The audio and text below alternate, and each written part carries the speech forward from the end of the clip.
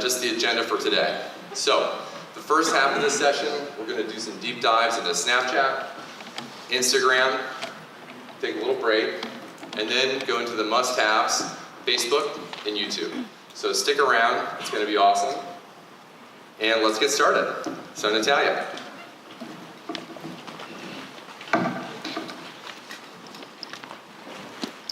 Alright, so let's get started with Snapchat.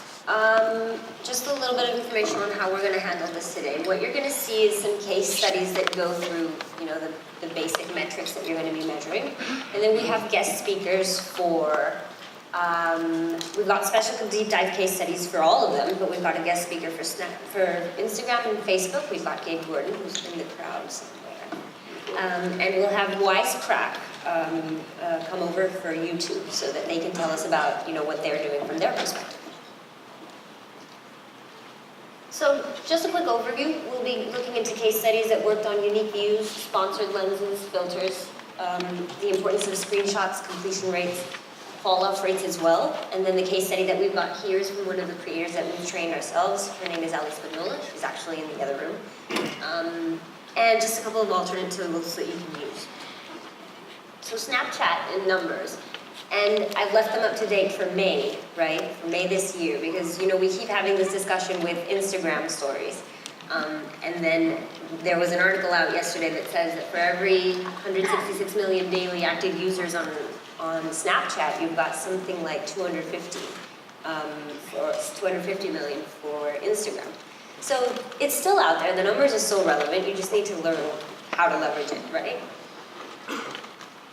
The truth is that there are 4 billion snaps viewed on the platform worldwide daily. And that's important because you don't want to be out there with information that doesn't really sound out to anybody. I think the big growth hack that we've seen across with everybody for Snapchat is that if you don't have something important to say, and if something big isn't going on, don't say anything at all, right? So we can start out with this first quick study. It's a Gatorade Big Splash filter for the Super Bowl. Can we play this video, please? What started as a spontaneous Super Bowl moment 30 years ago has grown into an iconic symbol of victory that has become a part of American pop culture. And every year on Super Bowl Sunday, the Gatorade dunk is viewed by millions, but only experienced by a select few. This year, we not only wanted to let every fan see the dunk, but experience it for themselves. So we created an augmented reality experience that leveraged the native lens functionality and facial recognition of Snapchat. The Snapchat Gatorade dunk went live the day of the Super Bowl and quickly spread across all social channels. And just like some big game broadcast spots, soon celebrities, dogs, and even babies got in on the action. And by the time the actual Gatorade dunk happened at the end of the game, our augmented dunk was seen by more people than the Super Bowl itself. With over 165 million views and over 8 million user-generated videos, it was the biggest ad of the Super Bowl, and it never even appeared on TV.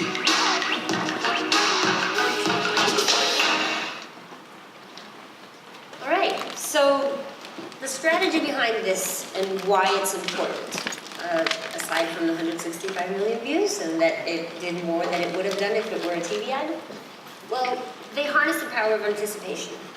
So they were looking for ad recall, they were looking for impressions and for viewership as well. They increased viewership by 8 points in purchase intent as well. The filter, so the thing here is that a sponsored lens is highly shareable, right? And I want to make the distinction right now between that sponsored lens and the filter, in that a filter lasts 24 hours while the sponsored lens can last up to a week. Again, if you harness that anticipation and you're looking for the right way to get people to have awareness around your brand, you can have these types of results. The fact that they actually boosted it more than if they had been on TV tells you a lot about being on Snapchat when you have something to say at the right time, versus just being on to be on. I think the thing that you need to understand the most is that you want to boost your views by taking your viewers on a journey that encourages to keep watching. we think that because Snapchat is shorter, it doesn't really, resonate with storytelling, but there has to be a story told as well. There has to be a beginning, a middle, and an end. And if you want to push through having those impressions and having those completions of views, you have to have them there, stuck with you in a story that's worth telling and worth sticking around. Sponsored lenses are forecasted to reach 16 million viewers each day by the end of this year alone. So a sponsored lens is a little bit more expensive than if you had done a filter. A filter you can do for $10. But a sponsored lens can take you a little bit more into that wave, and you can actually translate this into other types of video that we'll see on a further case study so that it lives beyond Snapchat after you're done. A geofilter, geofilters we see are being used typically for specific activities in one place, and it lets you measure as well if there's engagement. Again, it lasts 24 hours, so it's more of a use while you're on. And then you've got screenshots. So the thing about Snapchat is that you don't really have, the likes, the comments, the shares. But screenshots is a good way to be able to measure. This case study, and these are literally the screenshots for the case study, the Taco Bell study for Valentine's Day, where you would be asked to choose one of these cards, one of these Valentine's Day cards, screenshot it as your favorite, and then you can personalize it and send it to friends. So you've got a number of the screenshots that have been used, and if your friends had actually taken this to Taco Bell during Valentine's Day, there was an additional discount that you could get. So again, you've got rewarding engagement and you're leveraging Valentine's. And what you get here and what you're being able to measure is your purchase intent, your impressions lift, and your ad recall lift. Again, this is just a way to be able to, to strategize and see how you can leverage both what's going on Snapchat and the rest of your social media. So why is it important that people actually view everything that you have to say while you're on Snapchat? Well, because you have 88% of active followers saying that they will complete brand stories. So they'll look through the entirety of what you're doing. It just has to be interesting enough. And the fall-off rate is sort of the way that you can measure if it is or if it isn't interesting enough. What you do is that you take that first snap and you measure, the amount of views that you have on the first snap. You take the final snap and see how many people actually made it through. And your fall-off rate lets you know when your story was most interesting and when people definitely dropped off. And if you want to have a concrete call to action for it, you can do something like this case study here, where you have an offer for 15% off of your pizza if you reach the final part of the story. So our big case study here is about optimizing your story structure. And there are things that you can do to optimize the story structure that we've mentioned already for views. You build out that story, have a clear storytelling of beginning, end, and the middle if you want to keep them there. Have your geofilters and your lenses. Use background music. Music in general, and this is just like across all of the platforms. If you use music, try to use music that actually engages people and grows. Anything that's very slow or anything that's way too action-driven on the other side is going to incentivize people to sort of turn away.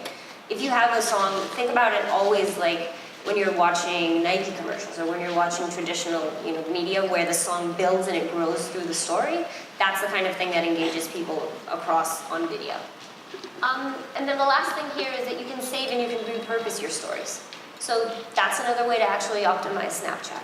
While the metrics that you can get are not as in-depth as you can on YouTube, there are ways that you can repurpose your Snapchat content so that it really drives traffic both to your Snapchat channel and to your other channels.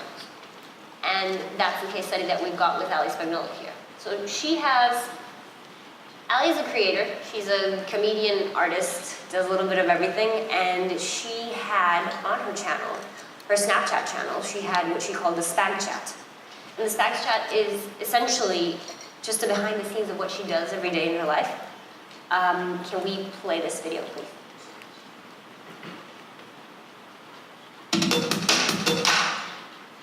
Hey Best Pally, I'm Allie, and I do outrageous things on Snapchat. Yeah, I make silly decisions in my everyday life because it's funny and it makes people happy.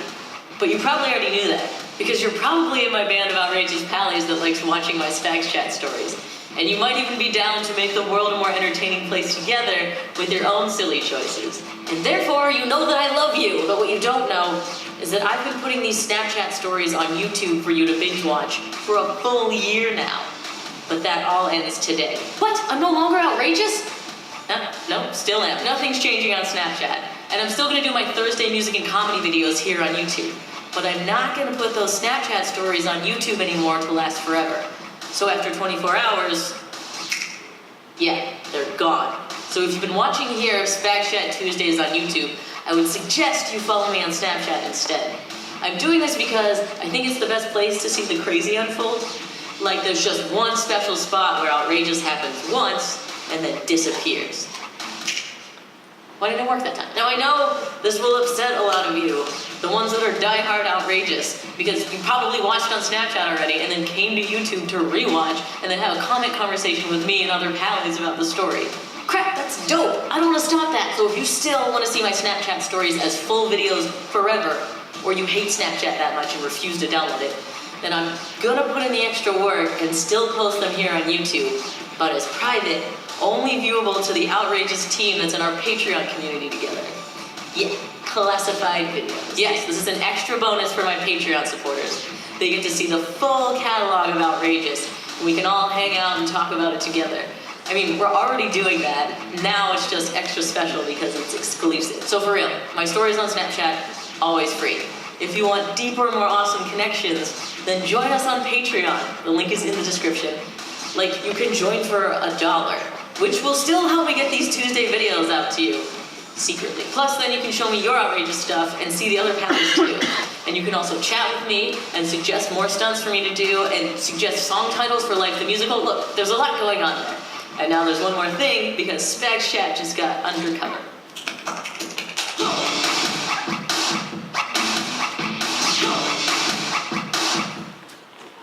So Allie here essentially is asking her followers to pay her for content that she has on Snapchat. Show of hands, who thinks it works? Why? Anyone? Exclusivity. Exclusivity? Anyone else? Okay. So yeah, Allie essentially wanted to amplify the reach of her content and she wanted to position herself, right? And the way to do that was through exclusivity and giving people access to different things. So what she does is that she finds a niche within her niche. Allie has her followers. She has an audience that comes back, people who subscribe and are watching her every Tuesday when she's posting this weekly digest of what she's done on Snapchat. But she has die-hard followers.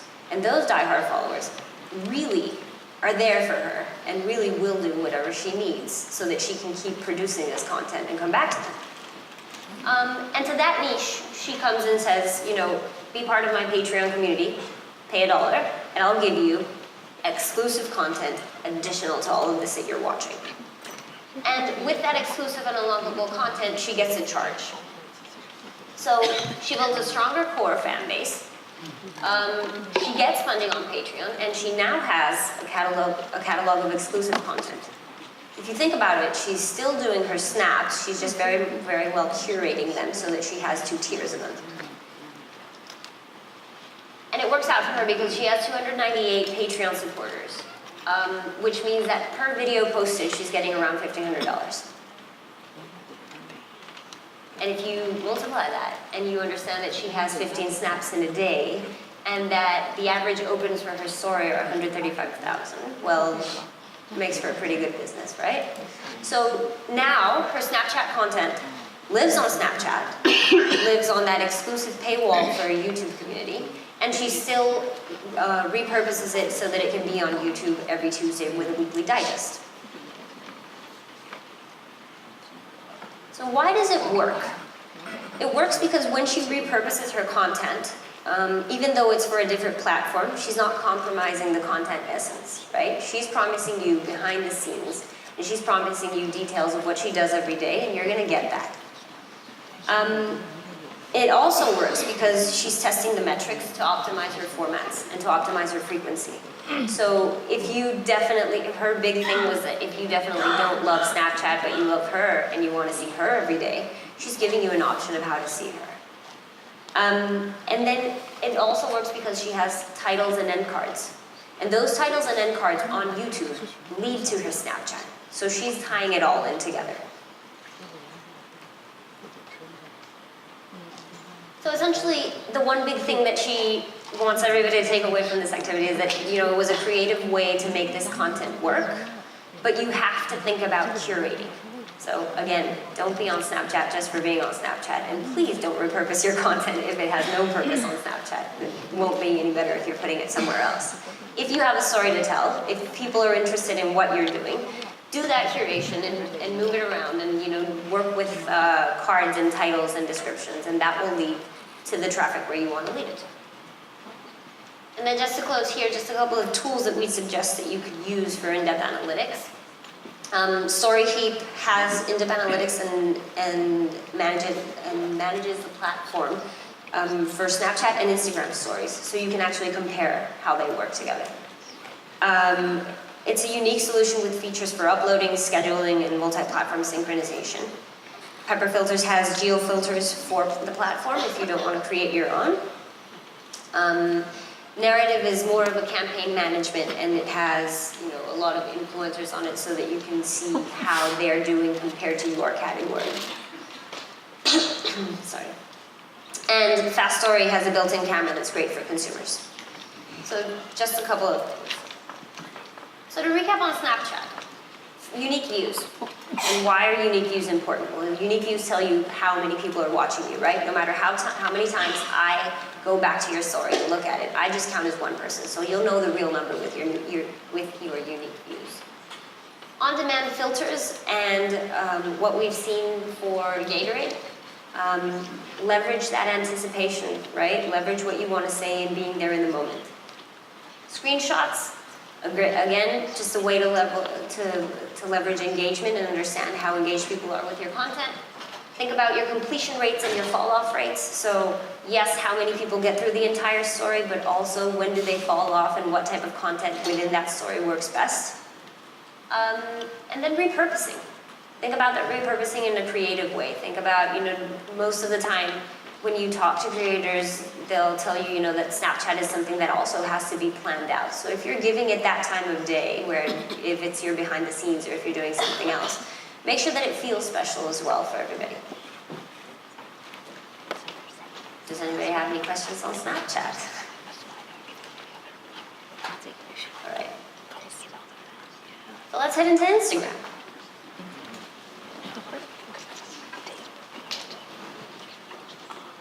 For Instagram, we're going to be looking at follower growth, your audience profiles, likes, comments, and hashtags, leveraging competitors, traffic generated, and then we've got Gabe Gordon from Reach, who's going to give us his case study on DiGiorno and the power of pizza. So, first video for follower growth. In New Zealand, apparently, this is a very dangerous time of year in the summer because young men are 1/3 of the people that die in swimming accidents. So the New Zealand water safety team comes up with this video in response to that.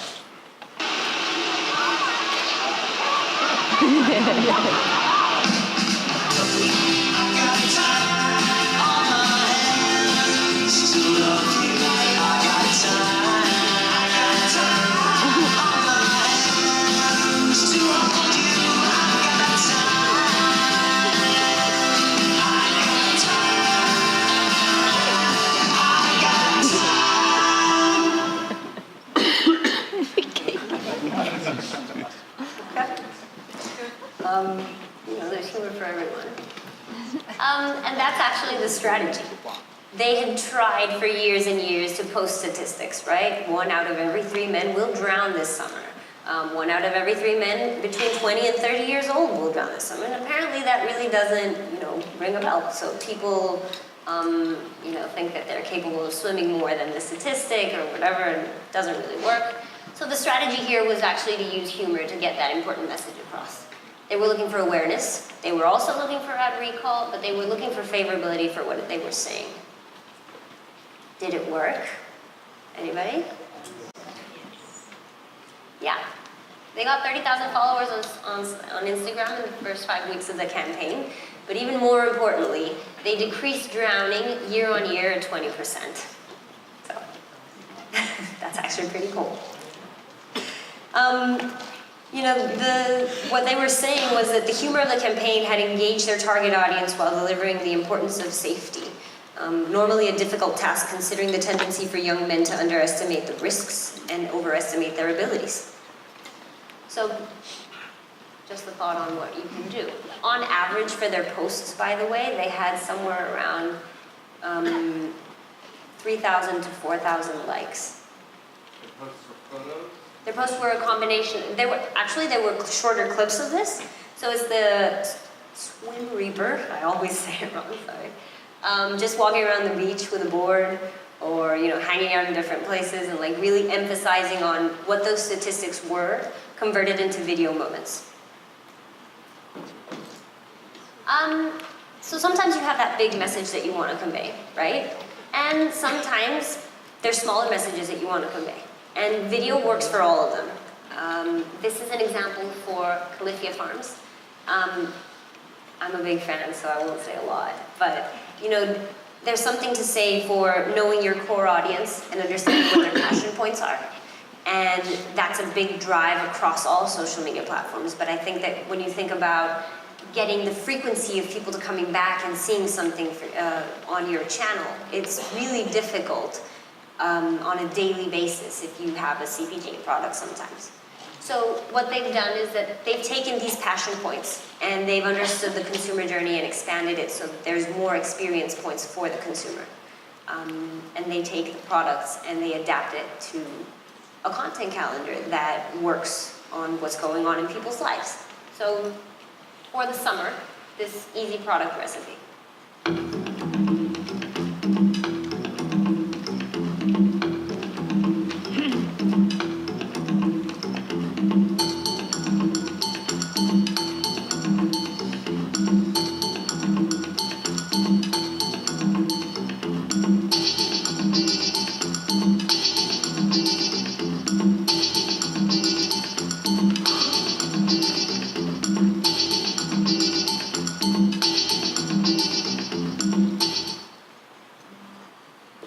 They have a series of these, right? So you can get everything from sangria to popsicles, and they're not afraid of including other products to reference, which is pretty cool. So the strategy essentially, like I said, is lifestyle through products in use.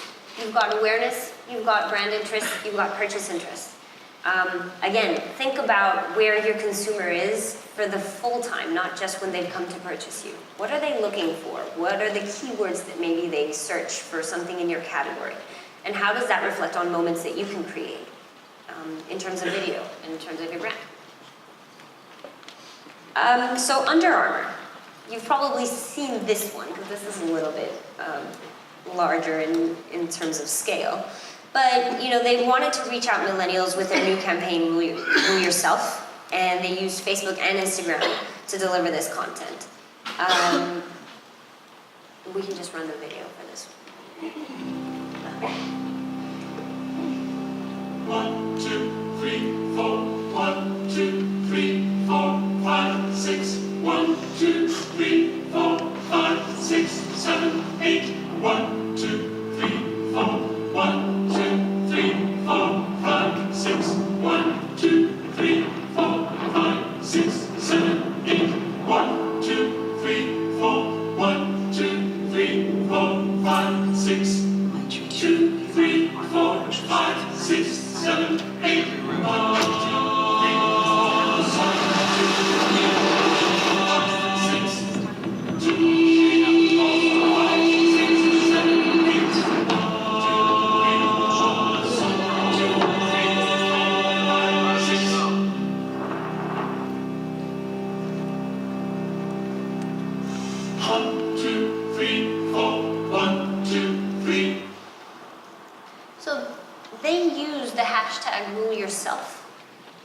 that Rule Yourself essentially turned into the call to action for each of their short videos, both on Facebook and Instagram.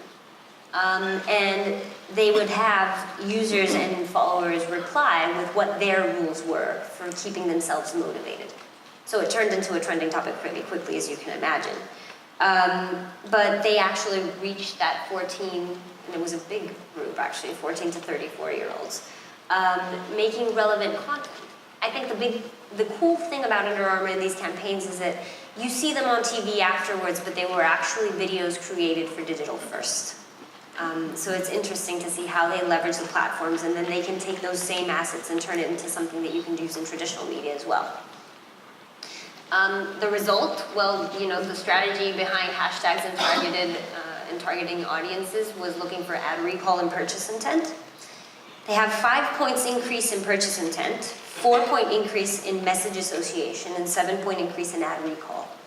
So when you think about it, encouraging that engagement and actually participating for rewards as well created a lot of user-generated content, but it created conversation. And you ultimately want to use video to create that conversation too, right? I mean, I think for a creator, it's pretty straightforward where you post that bit of content, you post a video, be it on YouTube, be it on Snapchat, and you're going to come back for the comments, not just for the metrics, right? And you're going to answer back. So think about what generates conversation as well.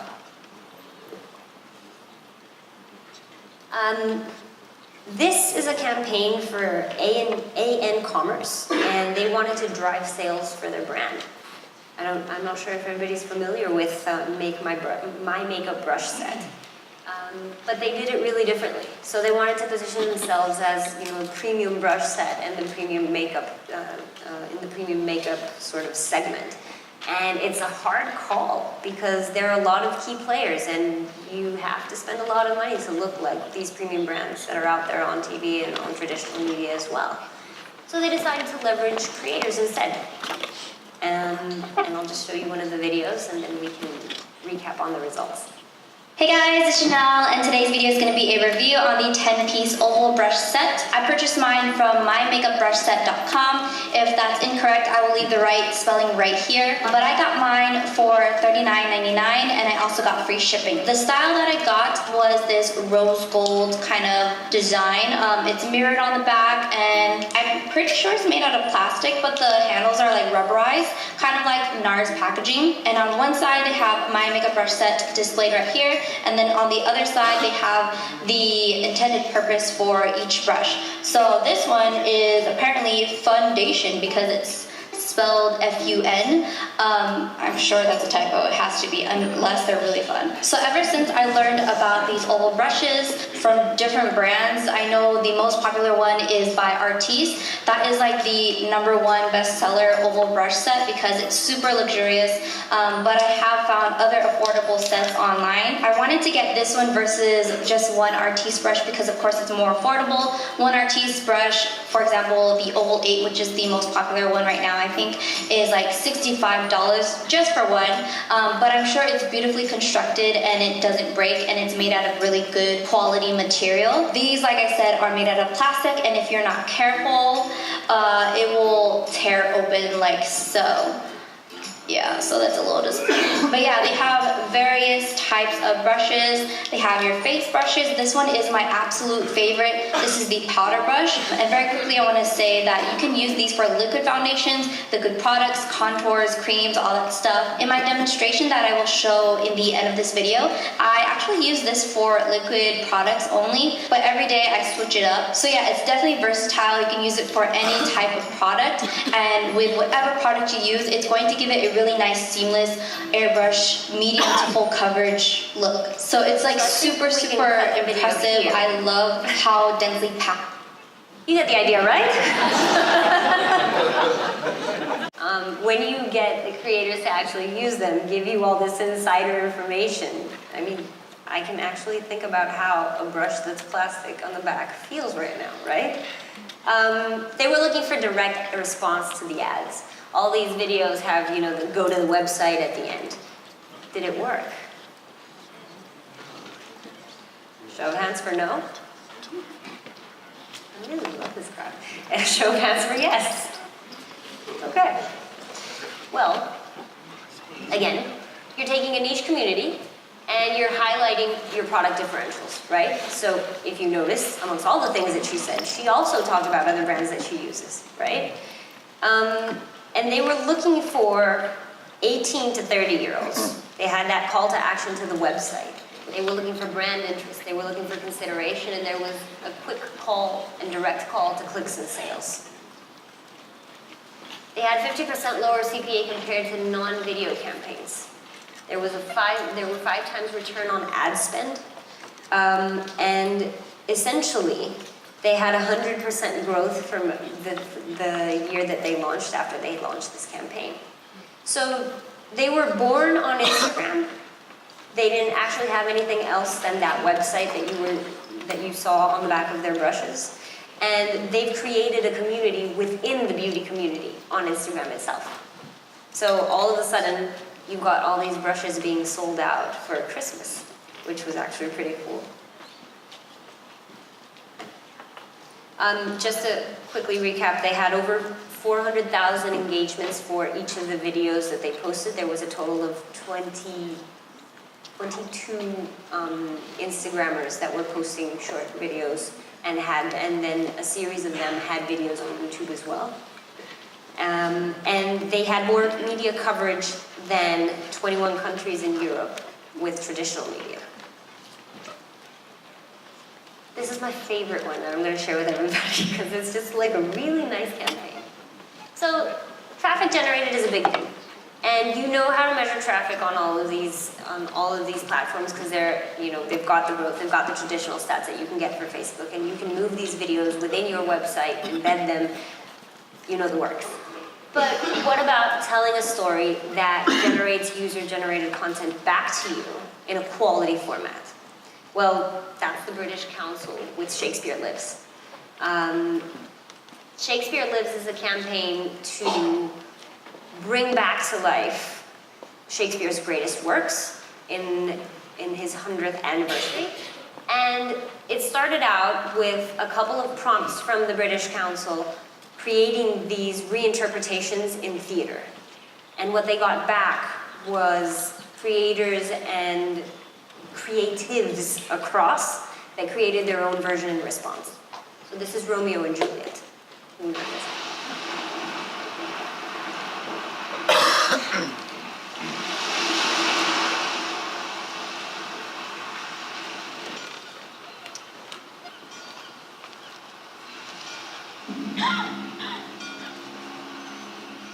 This English beach is where we lay our scene.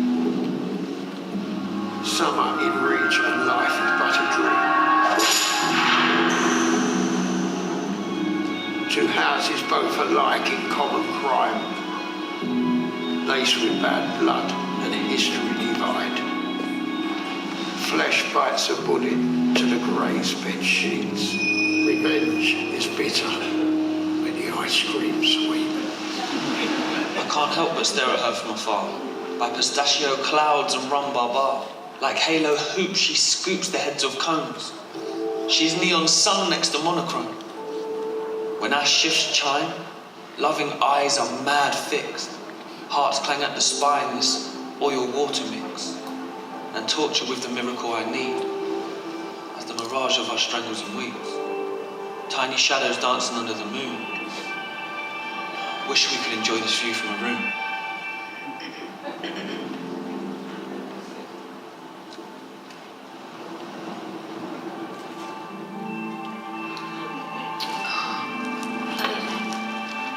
She speaks. Say something, Brand. Hey, Romeo! Romeo, I smell him in the night air, that gentle sting, electrifying snare. Why use the word hate? Use that word ever that carries such weight like seaside weather. They do not know of this Montague man. They see him just as a rogue in a van, but I see me in the veins of his eyes, the knots of his heart, breath synchronized. Our families war with heritage hate, competitive arguing, bargaining rates.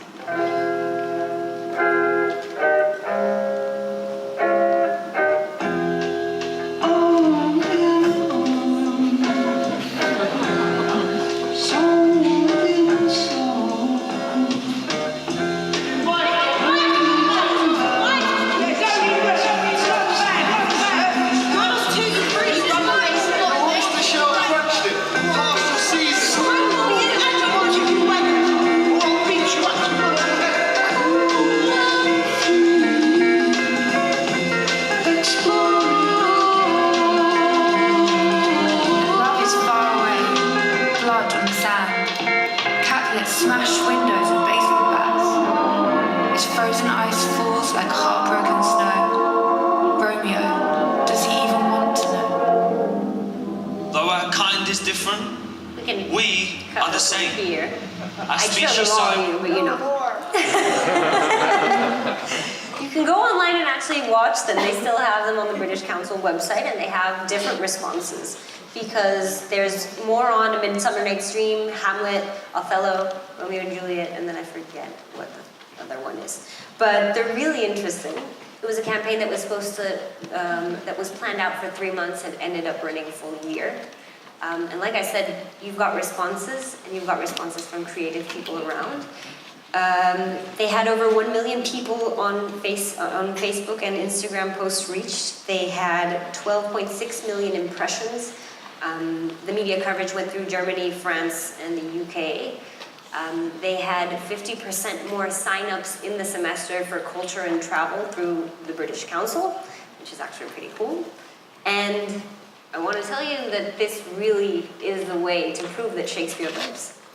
What were they posting on Instagram? Because obviously they weren't posting something this long. Clips, shorter clips of this. So you've got versions of, this is obviously the full version, just because I love it.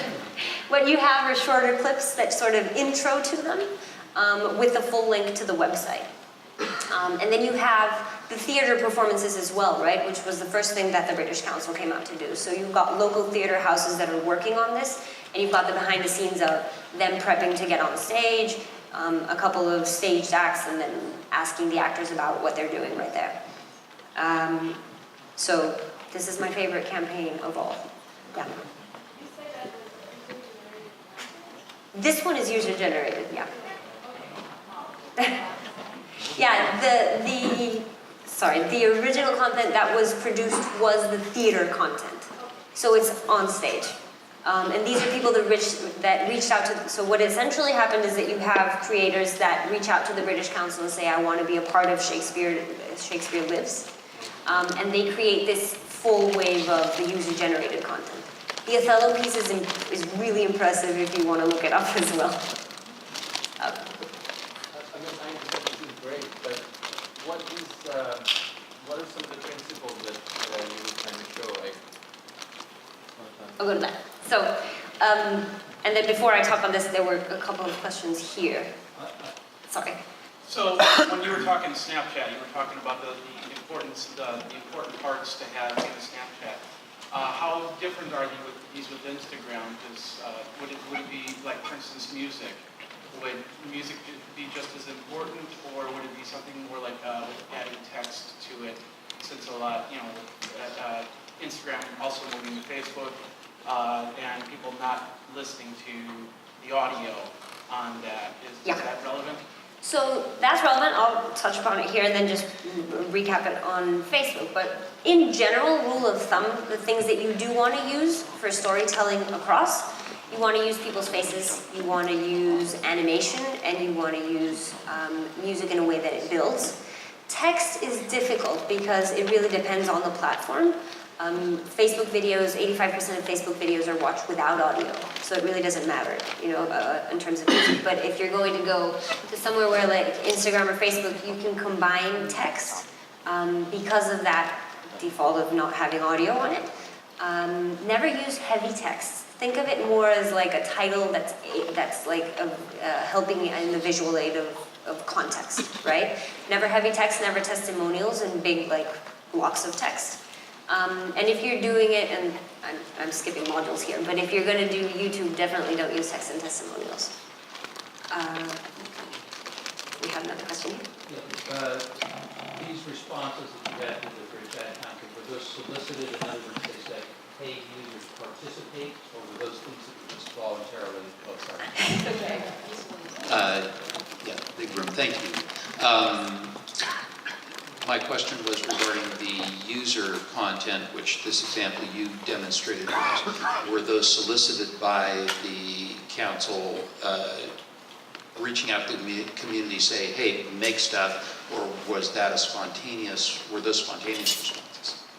So this is a curated version of that spontaneous response, right? It's taking it to a second level where they started finding that there were people using this hashtag and doing their own interpretations in much shorter versions of video. But then they found within those responses, there's people that we could have a version here that I'm really bad at doing, and we could probably upload it, but there were people that were spending more time on it. So they reached out to have like that second wave of the campaign come in with curated user-generated content. This is a combination of people. There's an artist here, there's a plastic artist here, there's a person who was in textured something fabric design, and it's like people that have just met up to build out their version. What are these on Instagram? Because I looked up the council. Do you have to look British Council Arts? They've got like 5 accounts, I think. I'll check that and give it to you, and give you the final account though. Did I miss anybody?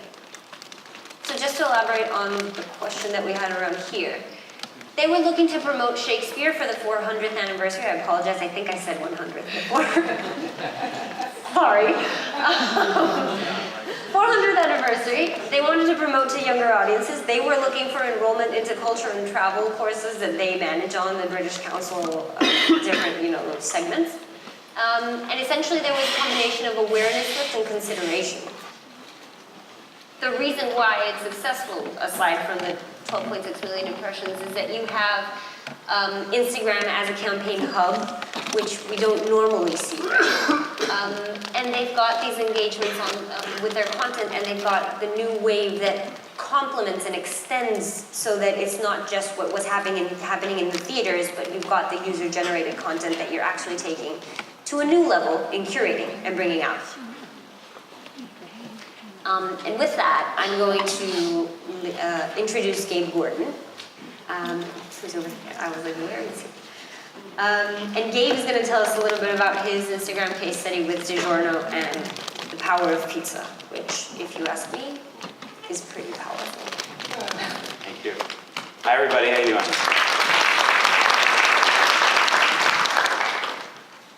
So, who likes pizza? Who likes DiGiorno pizza? All right. Power of pizza. Yes, everybody loves pizza. And DiGiorno is the #1 in the frozen pizza category. But when people are having parties at home, they're still competing against delivery, of course.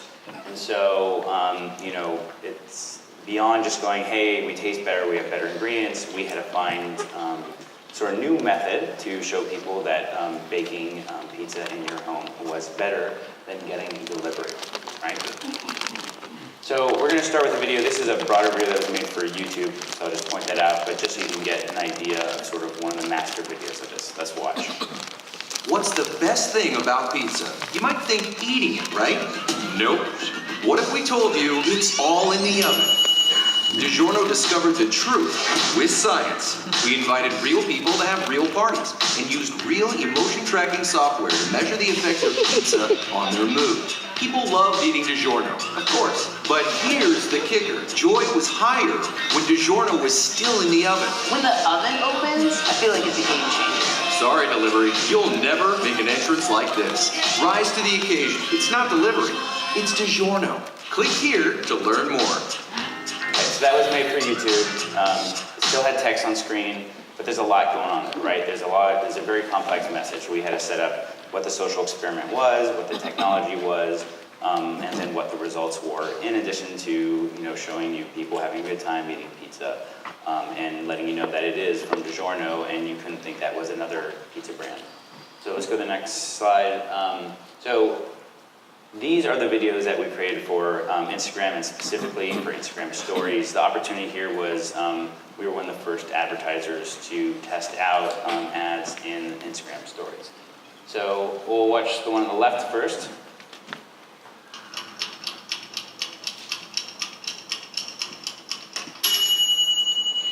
So this was a teaser video we put out. Usually I'd say let's watch it without audio, but there was just the clicking there. But definitely you could still understand the message, everything while it was going. Now let's watch the one on the right. What's the best thing about pizza? You might think eating it, right? Nope. What if we told you it's all in the oven? DiGiorno discovered the truth with science. It's a game changer. Visit DiGiorno.com to learn more. we watch that one more time without sound?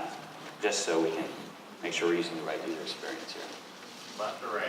Oh, the right one.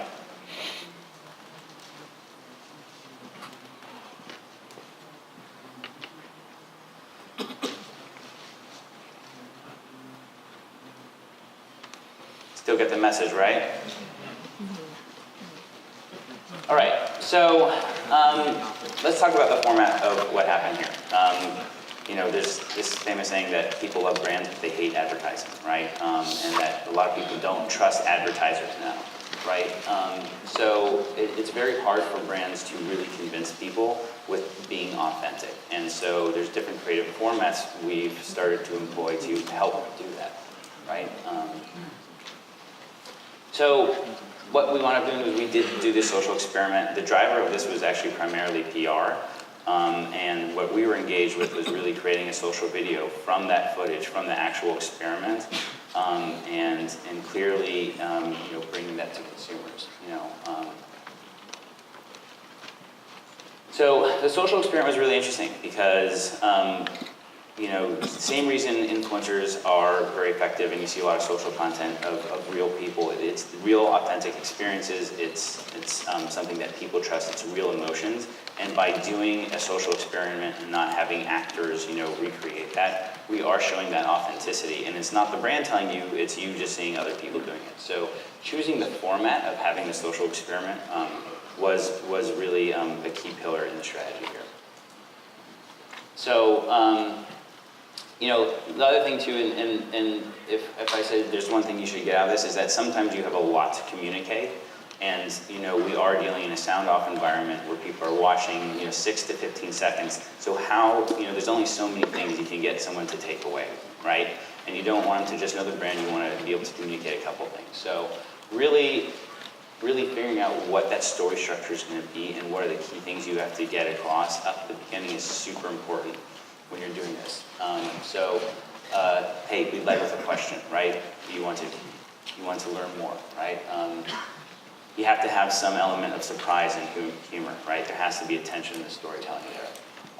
As you saw, we had tons of visuals on there. We assume no one is listening with audio. We treat audio as added benefit. Like if you take the time to go click the audio on something, there's either a great song or there's even something funny or, you know, very more entertaining, you know, voiceover.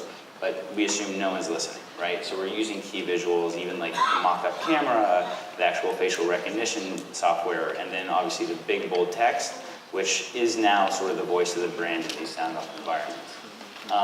Yeah, and we had those real people. We combed through hundreds of hours of footage that was actually shot at the experiment to really find those great clips of those great reactions.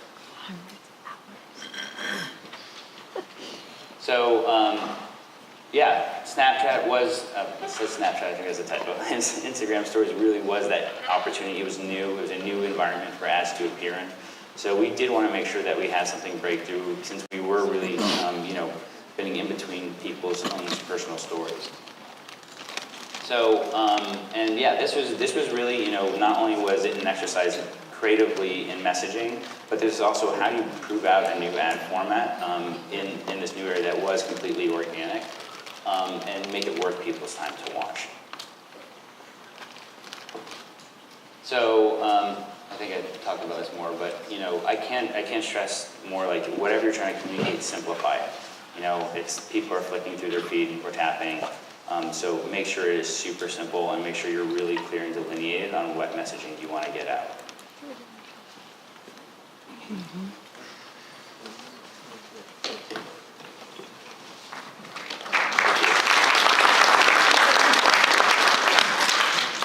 So, just a quick recap on Instagram, and then we're going to have a 10-minute break.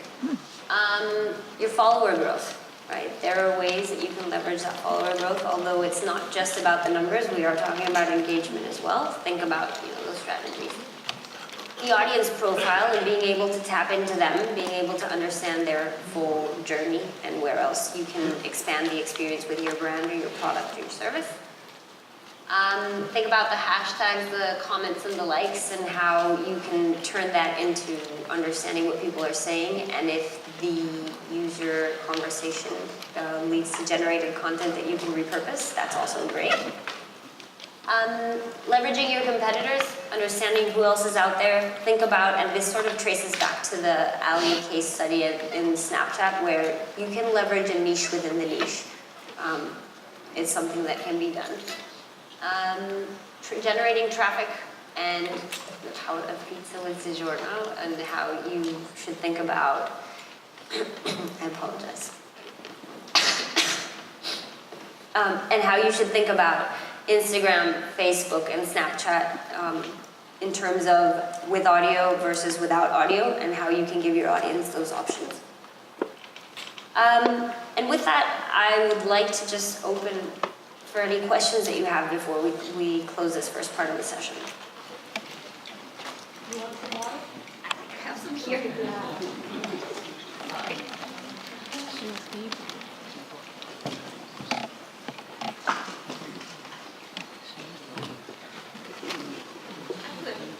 We had a question. I have a pretty consistent question throughout all the different platforms, and it's about audience age. So I've noticed that in both of these, well, all three of the case, all the case studies, it was a relatively young aged audience that you're talking about. My community is pretty much older, like me. So can you just speak a little bit about the choices of platforms regarding audience age? Yeah, I think there's no 100% answer, because there will be audiences everywhere, but you do see now that, for example, YouTube used to be tagged as super millennial, and they released a stat, I think it was last week, where they reach, I think 45% of their audience is in the age group of 34 to 55. You've got Facebook and Instagram, where they're sort of shifting into older audiences as well, and it's easy to use. I think Snapchat is at a point where I don't want to say that it's not for older audiences. It just, with the integration of Instagram stories into Instagram and all these things there, it's not necessarily like you're going to jump back into Snapchat. That said, I think if it's something that's easy to understand and it doesn't take 1,000 steps to be able to reach your content, you know, you can leverage the platforms to whatever you need. My recommendation, honestly, would be to have those, like anything that you can do on Facebook and sort of replicate an experience, not in content, just replicate an experience, you can do for any audience. Anyone? All right, then, let's take a 10-minute break. What time is it? Come back at 11:10? Yeah. I just left my stuff. Oh. What time are you planning on leaving? I don't know. I don't really... Why?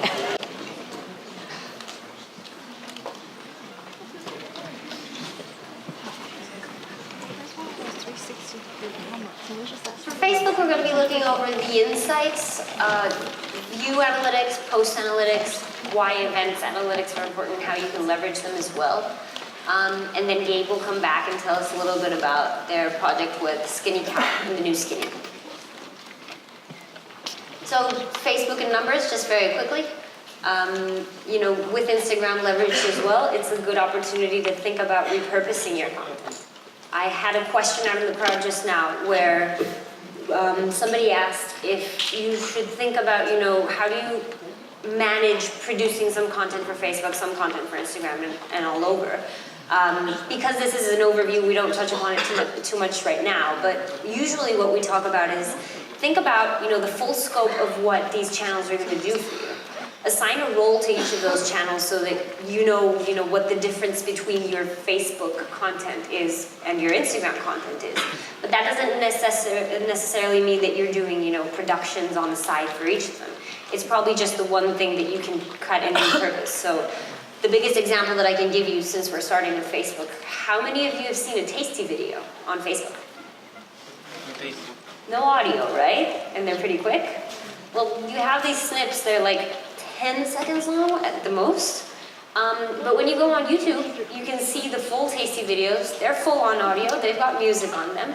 And they actually have more than one sequence of things happening. So out of that one big video where you've got 7, 8 cuts, you can make these smaller videos that don't need audio. They can have the audio optional as well. And it just feeds your content. So you don't have to be thinking about content as like the monster that you have to feed all over. It's just repurposing what you're doing if you understand the role of each of your channels. That said, our first example is views with the Field Museum in Chicago.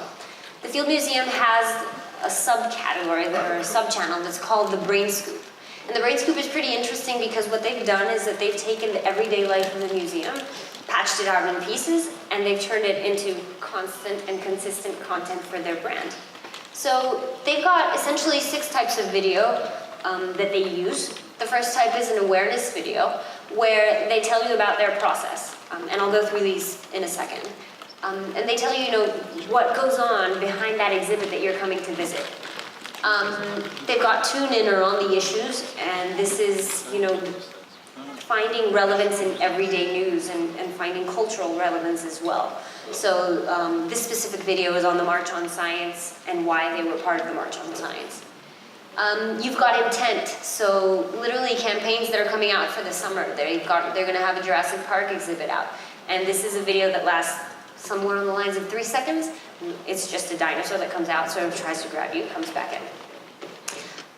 You've got the fear of missing out, and never underestimate the fear of missing out, right? So you can also repurpose things that you'd be doing on Snapchat for shorter video that you'd be doing on Facebook. In this specific case, they're live with, some ecologists, and they're just sort of touching on some topics and stuff. It's not even a planned event. It's just people that they grab that are there, and you can create content with the people that are there every day, right? You've got a behind the scenes to tell. You've got your more traditional type of video with the profiler, just telling stories of people who have been with the museum for over 50 years. And then events and culture, and those are literally just gifts that they go through. So if we can click on the awareness one at the top left corner, just to give a quick preview.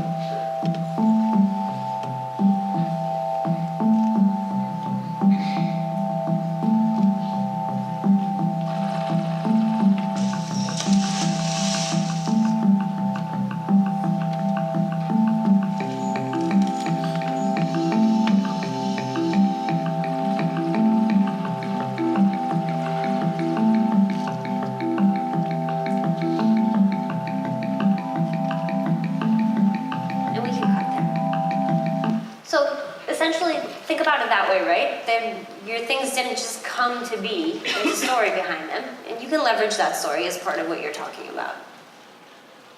So the strategy for them is community through frequency.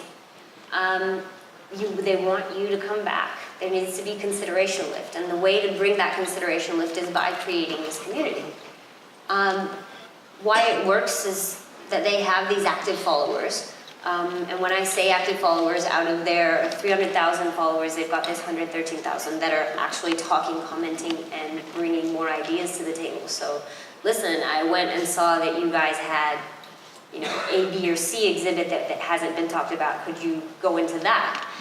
I especially like them because they break that mold of the male scientist. This is a girl, the person that handles this channel is a girl who actually has nothing to do with science. She was in Chicago looking for work as an actress.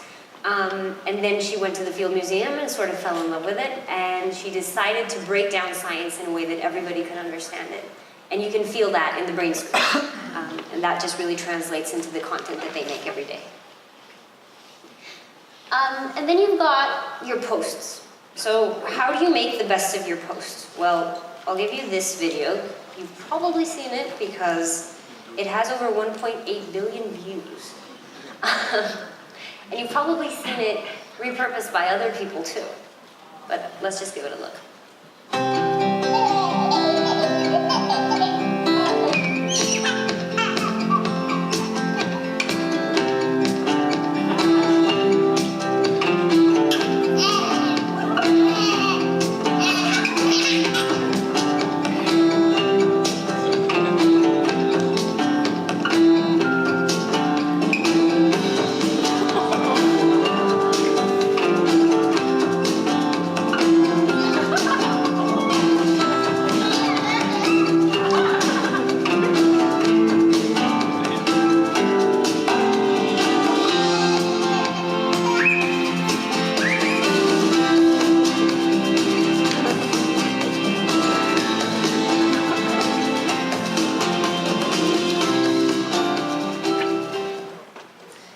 So the Dodo is a media brand that leverages the viral potential of animal content, and it connects the movement to caring about animals in a mainstream cause, which is essentially their strategy. They inverted what we've been talking about. They took the niche audience and they moved it toward a general interest, which is risky but also very interesting, because when you think about this, and when we were reviewing it the first time that we saw it at the office, it was like, oh, everybody has a friend that's an animal lover on Facebook and they're posting these things all day, and like some of the pictures are gruesome and I don't want to be involved with it. Well, the Dodo has a different approach, and you don't have to, actively post, or you don't have to actively strive for all of these things that are hard to watch to be able to understand what we just saw, right? It doesn't mean that you don't have a pet at home. It doesn't mean that you don't love them just because you're not actively posting on behalf of them all day. So they take this and they turn it into that general interest. They look for awareness. They look for their unique users as well. They create roughly 500 pieces of unique content every month. And they're all this sort of type of video, right? So we're talking about a little bit less production, a little bit more looking into videos that already exist in compilations. But they're actually the #1 animal brand on Facebook in terms of video views and engagement. They reach 100 million people daily, and their videos have 3 million views with around 320,000 engagement actions on average, of which 60,000 are shares. So their content is pretty viral, right? Facebook alone, they've got 500 million minutes of Facebook time watched, but for that video that you've just seen, like I said, 1.8 billion views in a month. They had 15 million people join as followers through that video within that same month. And they've raised over 150K in donations in the past year for various animal-related causes. So think about it, two things to think about. One, turning those things that seem ultra niche into something that could be a little bit broader.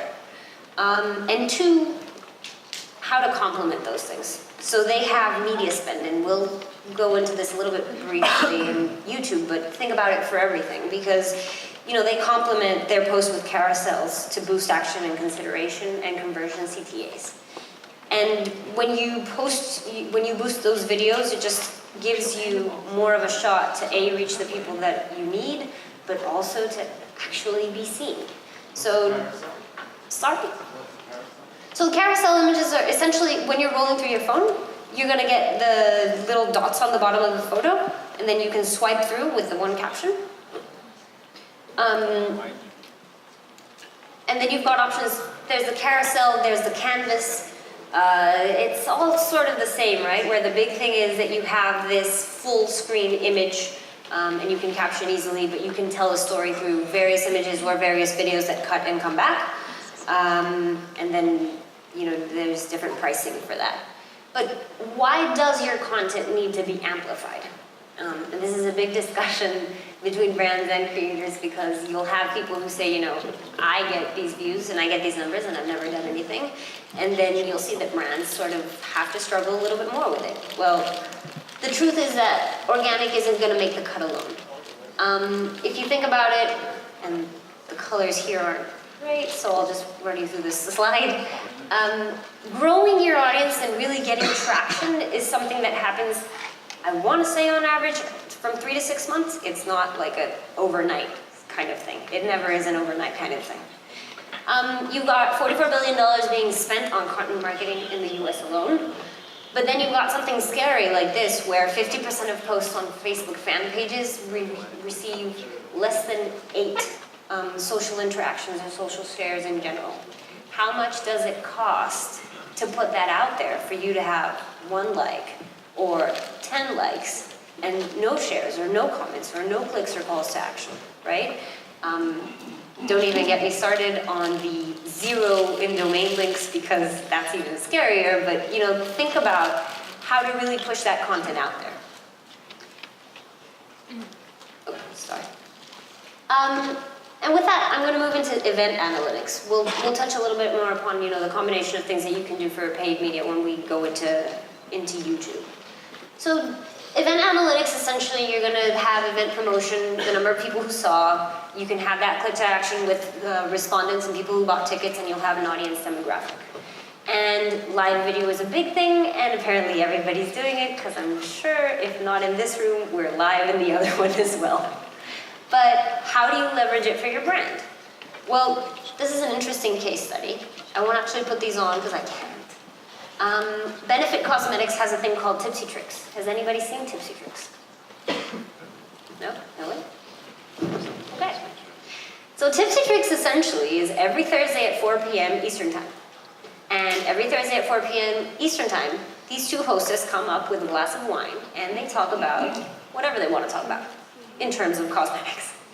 It can go wrong. They can spill. They can use the cosmetics inappropriately. They can have people that come in and laugh or mention another brand. It's 100% live.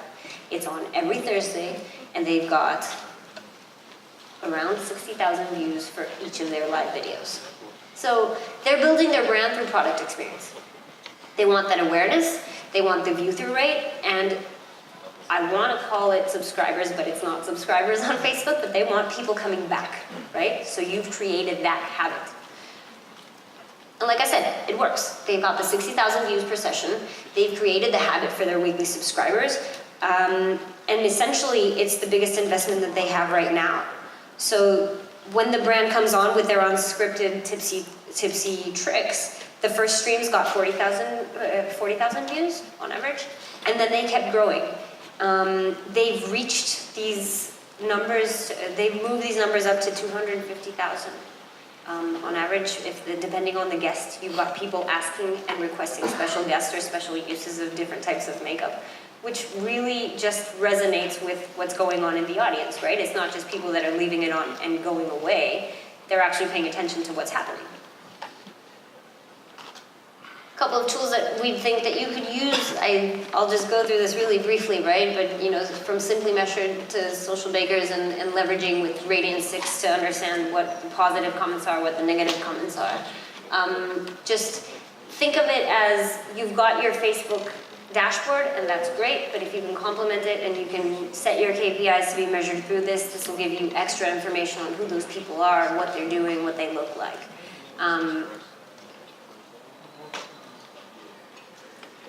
And with that, I'll head out to Gabe. But I think the one thing, just to close, is these stats, when you look into both the Facebook and the Instagram dashboards, think deeper. Don't think, you know, women from 20 to 35, and not just the city they're in, because we can describe this type of person that can be completely for your brand or can be completely off, and in demographics, it's going to be the same numbers and it's going to be the same sort of initial stats. So deep dive into them.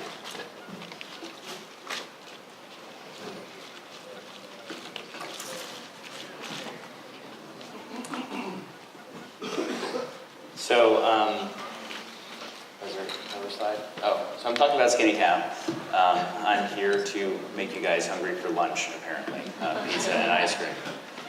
People do like ice cream in this room, right? Who's tried Skinny Cow? There we go. A lot of fans. More than pizza. I like it. So, if you've actually noticed, because this is a current campaign, Skinny Cow just redesigned all their packaging. It looks awesome. We'll show you a picture in a second. But with that, they actually reformulated the product and took all the bad things out of it for you, right? And so really the challenge here was how do we make sure consumers know that this new packaging, which does look very different, is still Skinny Cow, and then let you know that we've actually made the product a lot better for you.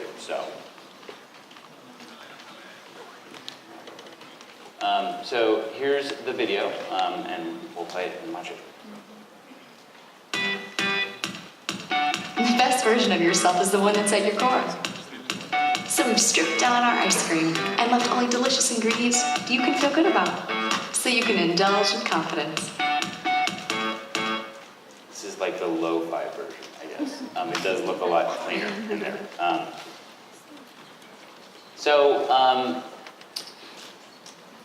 I think with this case study, one of the most important things to think about is you are creating videos on a social channel, right? And you're creating videos to also be relevant. So what's the best way to do this? you want to make sure that your core story and your messaging is actually building around, maybe it's a social trend and something that's relevant to your target audience. And this, we were trying to tap into females, and we were trying to, play up, reduced guilt, consumption. So, I'd already said, yeah, we reduced, we changed the label and everything, but, so the campaign we went out with was, we called it The New Skinny, right? The New Skinny made a lot of sense because, one, this is a new skinny cow, there was new packaging, there was new formulas, right? But what it actually meant was a lot broader. What is the new skinny, right? And so, sorry, I went a little too far. Anybody familiar with the trends of flawless, I woke up like this, redefining what beauty is? That was really what we were trying to tap into here. There is a new definition of skinny or of beauty generally on the internet, and we wanted to help support that, and as a brand, get behind that as well.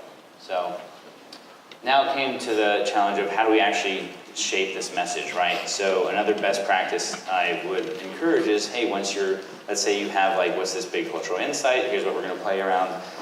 You also have to look at formats that are very popular on these channels. So it could be how-to videos, right? We've seen a lot of those earlier on. We've seen a lot of clip videos like the puppies and babies, which is a very hard video to follow. But makeup tutorial videos are one most popular on Facebook, and especially with our target audience. So the strategy then was, how do we play off of this to help create our message? And as you saw, the video, it starts off, it looks like a makeup video, but then it has a twist. So we did it, so we're trying to get people to stop in the feed, and you have 3 seconds to do that. So really we wanted to make sure, hey, this looks familiar, it's putting my mindset in beauty, but then we had to have that story twist, and we had this really great director. We wanted to make sure, from the creative team on this, we were really using female empowerment, so we had this amazing female director, and what we did was we showed not someone putting on makeup, but we showed someone taking off makeup to also symbolize the fact that we were stripping out what you don't need, and that what was true beauty is that's what's the core, and having the core ingredients of just milk and cocoa, and bringing that to life here. So, and again, I think it's about keeping the story simple. I said it before, and I'll keep saying it again, you maybe have 15 seconds, someone's in a feed, they're looking at it on their phone. You have to have something that's very clear and identifiable. So when we were doing this video, we did create, what you saw was, the 4x3 version, but when we were capturing this, it's very important that if you are shooting for multiple platforms, we shot a 4x5 version of this for Facebook. We did 1x1s. And you have to think of that stuff before you shoot. You can't just edit it after because it's all framing. So definitely make sure you take that into consideration. And so this is, we'll get into the meat and the tactics of it. And so as I said before, you have to know what platform you're going on before you shoot it. And you also have to know that before you build your story, because there's best practices that you can engineer after, but a lot of them you have to build in from the beginning. So let's go through what those are. Packaging in the first frame. And motion. Motion is key. Again, you're getting people to stop, right? So have some sort of motion in there so that it'll catch someone's eyes. Super up-close shots, right? You want to make sure everything is big and full frame. Movement, movement, movement, right? That's always key. You want to make sure something's moving. You want to have bright colors. It's literally about catching eye attention here, right? We are doing food, so we have to show people eating something and liking it. It's always a good thing. And then sound off optimize. We literally will write the super script first on these, and then we'll do the VO. And I mean, that's sort of how you know you're really designing something for mobile, not just writing a VO script and then saying, hey, what are the core messages I'm going to pull out of this and put in there. And even down to the graphics design that you saw there, we had flashing letters, right? And that became sort of the overall creative thematic, but that was always getting your attention. And that was sort of amplifying the packaging design that was also rolling out as well. So it was all seamless that way. I think that is it. Thank you, everybody.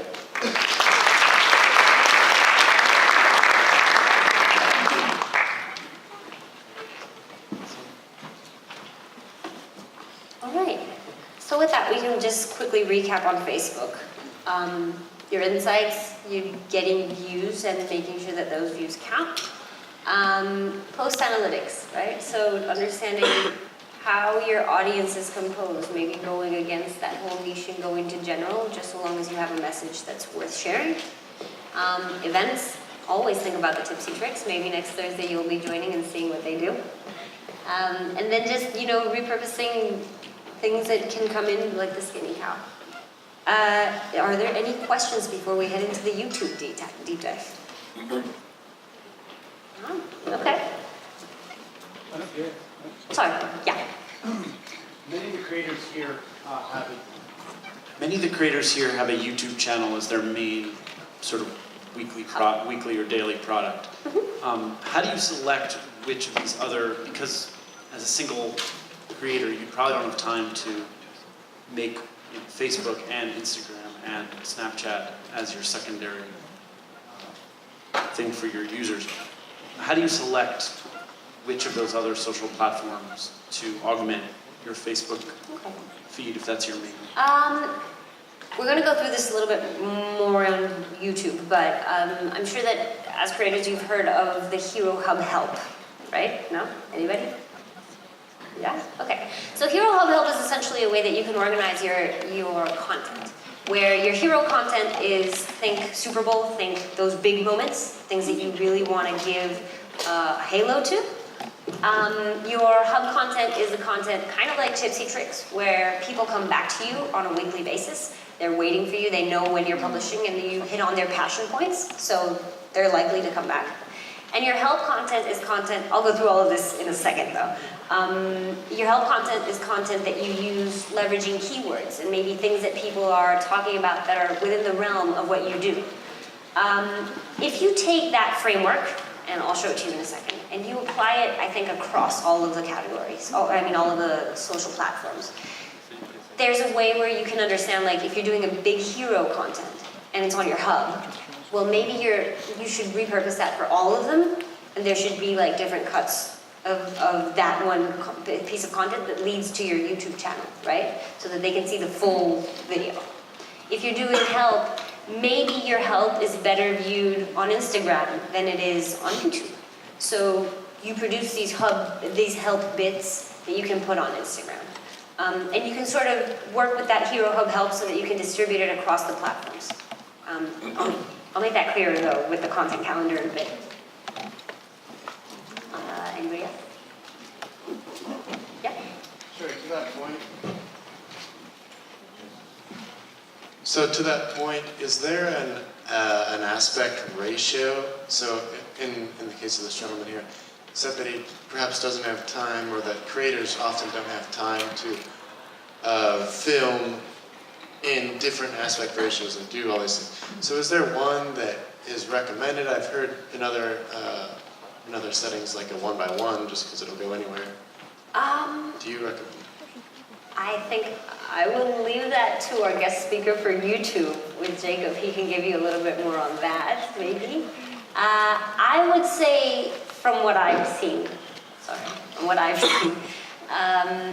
it really just depends on what you're doing, because Facebook and Instagram have that sort of square video, whereas YouTube will lend itself to higher productions. I don't have a specific recommendation on that, but we do have some creators that you can talk to at the end, and they'll probably have a bit of best practices on that. Anyone else? All right, let's jump into YouTube then. So YouTube, we're going to go through watch time and watch sessions. We'll go through the content calendar that we had talked about and how to manage a content calendar on a budget. Organic tools, paid tools, and then Wisecrack will be talking about The Walking Dead. So, just, stats that you've probably heard all week, but by 2019, 80% of all internet use will be video. And YouTube has their 1 billion hours of YouTube being watched per day. Like I said, they actually reach 95% of adults 35 and plus in a month. It's a relevant platform. Some creators use it as hubs. Some you can use it as, different roles depending on what you're doing with the rest of your social media. But let's talk about a watch session. So I'll take a step back. And again, you've probably heard this all week, but watch time is the one big thing that we're looking for, right, in terms of YouTube. And the reason that you're looking for watch time is that where views used to be, you click on something, it loads, it runs, you don't really know if somebody's still there. Watch time lets you know when you've clicked, how long it's running for, and who drops off where. So watch time essentially really measures that engagement and that intent in the consumer that's watching you.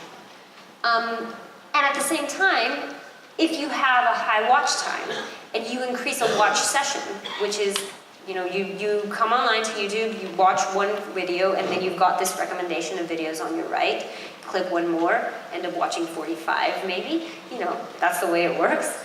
That watch session counts toward your brand, your video. So the more that you increase watch sessions, the more that you can be watched as well. Our first study here is the Macy's Summer Vibes. So we can just play this video, please. Turn the radio up, play that beat loud. For anyone that's trying to bring me down, this one's for, yes, for that chord, yes, God, for that. This one's for.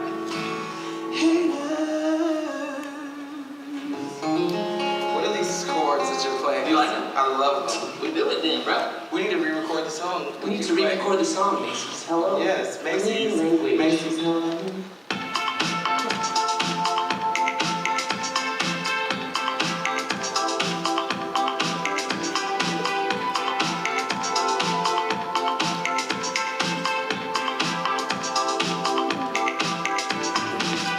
I'm very grateful for this opportunity. I just get to jam all day with my friends, new friends, old friends, people I haven't seen in a while. And we get to play songs and create music and share that with people, get dressed up and have a good time.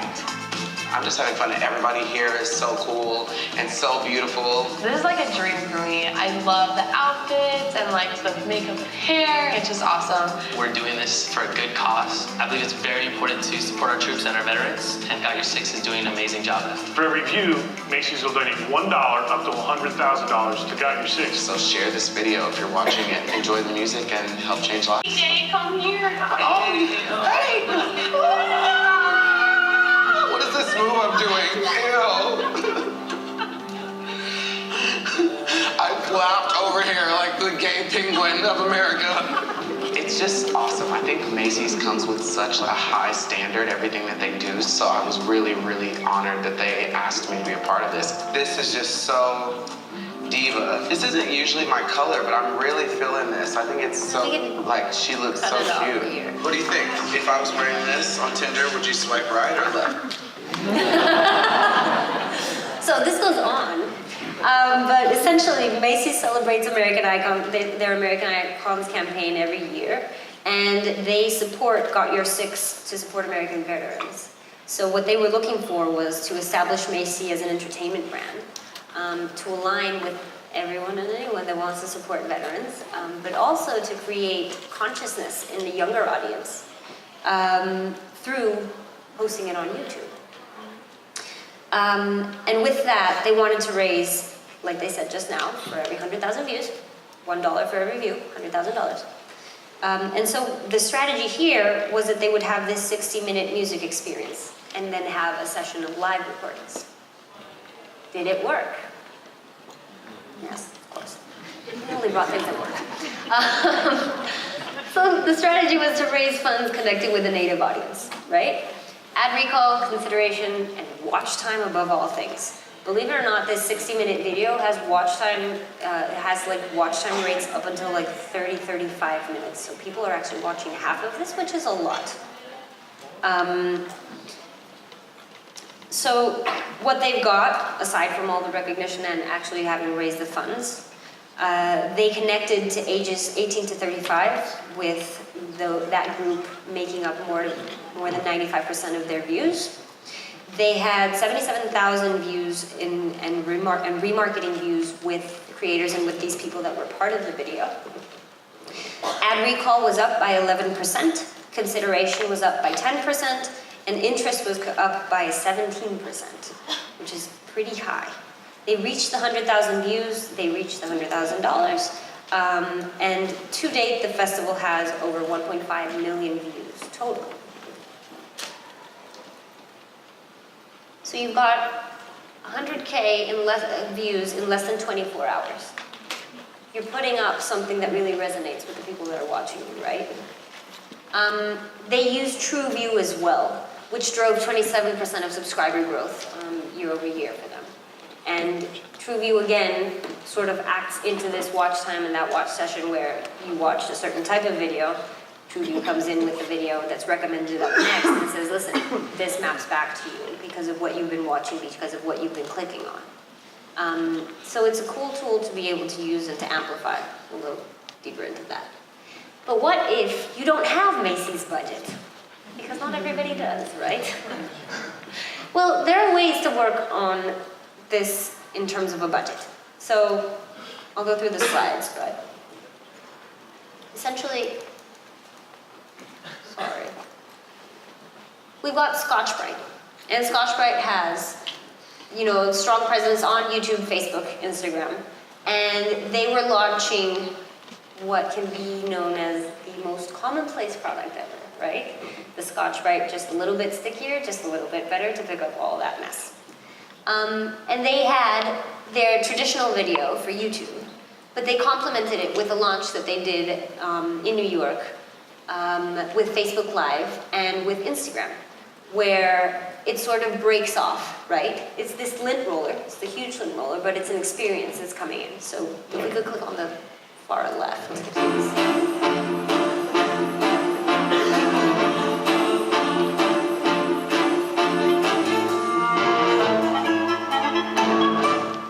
Fairly simple production, right? They had the Facebook Live on for an hour. People using the product, actually coming up to this huge couch, bringing their pets in, making the couch as dirty as possible, and then cleaning it up. And while that happened, they had a lot of short videos and consumer behind-the-scenes photos happening. But then you think about, okay, so that's a campaign launch. That would be our hero, and I'll touch upon that again, but, the big moment that you want to give some light to. What about the hub moment? Why are people looking for a Scotch-Brite on a daily basis? Well, it turns out that they've got a lot of neat cleaning tips. So they've got some themes with recurrency, and they've also leveraged their platforms. On YouTube, they leveraged with a couple of collaborators in using this extreme scrub, I forget the rest of the name, but it's an extreme cleaner, and they go through using it at home on a daily basis, so it's pretty much as straightforward as it gets. Can we click on that one over there? Hi, Tatiana Ambrose, back with another product review. Now, I don't do too many product reviews that are related to household type of things. So cleaning, making your house smell good, those type of things, because I don't know why I haven't done them. But here's the truth. Everyone has to clean their house, whether it's your dishes, whether it's your floor, whether it's doing the laundry. Everyone has to do it. Stop it there, am I right or am I wrong? Did anybody catch what the difference is here with this collaboration?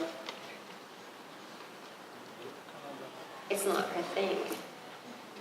She doesn't do cleaning. This is not what her channel is about. But this is so easy to use that anybody can use it, right? So why not try it out? Facebook, no audio friendly posts. So again, it's a 10-second video and they show you how they clean the dish and there's no cuts in it, so they're actually cleaning it in 10 seconds. And then you've got their Instagram item listing. So to the point of the question where maybe as a creator or as a brand you don't have time to create all of these things, these are fairly simple. This is a white background and you literally put things on top and the video is done and you have an interesting caption for it. So you don't have to think high production for everything that you're doing, just repurpose accordingly. And then your help content, which we can go through as well here. Answer those questions. So again, to the consumer experience, or to the consumer journey, understand how you can broaden their experience and their touch points with you. If there are things that are being talked about or asked about in terms of cleaning, there's probably something that Scotch-Brite has to say about it, right? And you can make videos for it. I think, unfortunately, this one isn't uploading correctly, but it's a video on how to clean tall glasses versus how to clean short glasses. And there's a different product for each of them. So, you can prompt audio as well. We've gone through these things, right, for Facebook and for the rest of the platforms.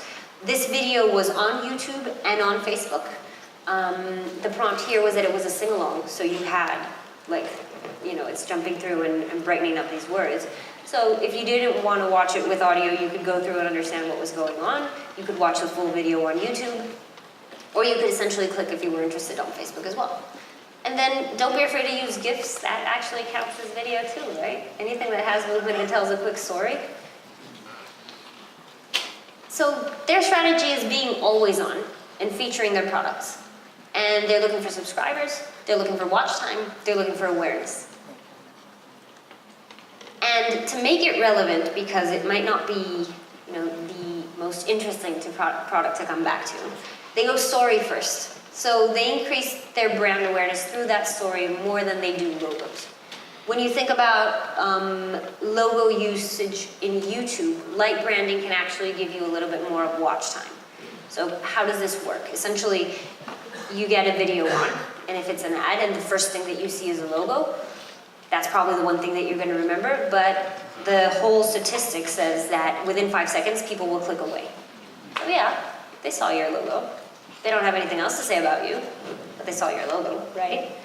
Whereas if you have light branding, your content can be watched almost 50% through. People will have more recognition in terms of the brand and more awareness of the story that you're telling. So think about that light branding and how to move through for watch time. So we had said this before, your content calendar. Essentially online, you've got 3 types of things going on. People who browse, people who search, and people who subscribe. People who are browsing are seeking inspiring content. YouTube calls that hero content, right? People who are searching are seeking relevant content, and they're looking for help, essentially. And people who subscribe are seeking regular content to come back to, and that's your hub content. So how does this work? Well, if you think about it in the content calendar throughout your year, you've got the big peaks here in red with your hero modes. Those are the go big. Those are the ones where you want the orchestrated media, where you cannot help but leverage everything that you've got, be it organic, be it partners, be it collaborations. You're giving it everything. Those are launches, those are something special that you have to say, and those can even be associated to calendar events like Christmas, summer, New Year's, etc. Then you've got your hub content, and that's episodic, and people come back to you for it, right? So tipsy tricks. You bring subscribers, you touch on their passion points, and those passion points align very nicely to your brand pillars. And finally, you've got help. So, for example, if you've got hero content coming out every 6 months, and you know that that's the big thing, and you've got hub content that's going to come out once a week, you're sort of covered. But what if you want more frequency? Well, you can look into help. So leverage your search. You answer your audience's questions, and this is content that essentially is evergreen. So it's good today, and it's good in a year. It's still relevant. It's things that people will still look up. And it helps you post on an additional basis. But really, all these things, be it Hero Hub or Help, think about cutting through the clutter. And to cut through the clutter, there's 3 ways to achieve those goals. Specifically here, you want to use organic discovery. You want to use your partner organic, and you want to use paid promotion. So think of this as like a puzzle that you can build out in any way, where at the center always, you've got your strategic planning. And in that strategic planning, you're going to have some organic search. You might have some paid media, depending on the budget that you have and you want to allocate to this. You can have partner brands, and you can have collaborations with influencers. And then just, give it the weight that you need to give it accordingly. For organic, on YouTube, there are 5 levers that you can use. You've got your thumbnails, And Jacob will tell you a lot more about thumbnails. But thumbnails are essential, right? Because it's the one thing that people look at first. So you want it to be relevant to what you're saying, relevant to who you are, and you want it to stand out to people. You've got interactivity, so you've got the comments, you've got the thumbs up. Don't forget about those, right? If you can answer comments, if you can come back, if you can even just read through them and see if this is something that people are liking or not. There's a lot to be learned in the comments. You've got your metadata, so you've got your titles, you've got your descriptions, you've got everything that goes above the fold, and then when people click right there below your video, everything that goes below. That means links to your website, that means links to the relevant product. It's really all about getting the right wording in there and not having excessive long bulks of text. You've got playlists, and playlists actually drive watch time and watch sessions. So what if that video that comes up next isn't just somebody's random video, it's videos of yours, and you want to create a full experience of what people are watching from that first video that they've reached to you until they click off entirely. And then you've got watch time. And watch time, like I said, can be leveraged essentially through the storytelling, so make sure that it's interesting, make sure that the things that we've talked about for other platforms mostly work here, right? So use faces, use a plot, use that sort of beginning, middle, end. Avoid big text and testimonials. Avoid music that's way too calm or that's way too action-driven. Make it sort of grow. And those are just the basic things that you can do in terms of organic. And then there's the one, this color is off. There's the one big thing that you can do for organic with cards on YouTube. There used to be annotations. So when you'd watch a video, you'd have that black strip of text with white text on it at the top.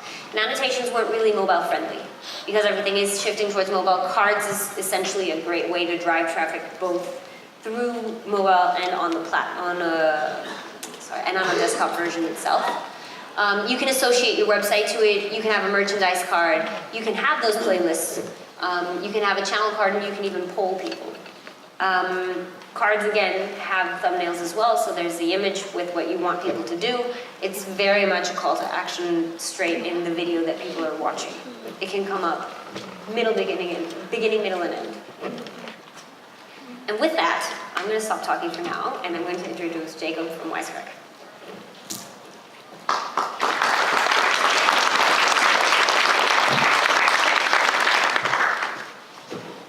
I'm sorry. Sorry. Do you want to? Introduce you guys to Chief Operating Officer, Todd, too. My voice is awful. I don't know if the mic is on, but my voice is terrible. Sorry about that. Or too many parties.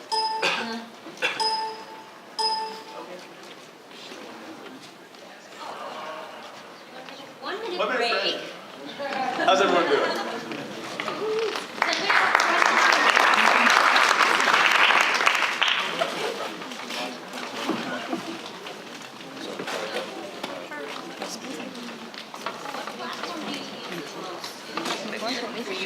Who's on the brand side and who's on the creator side?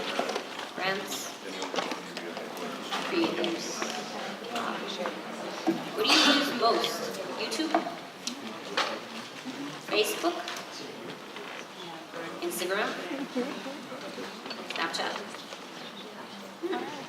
As like a hub? Or Snapchat?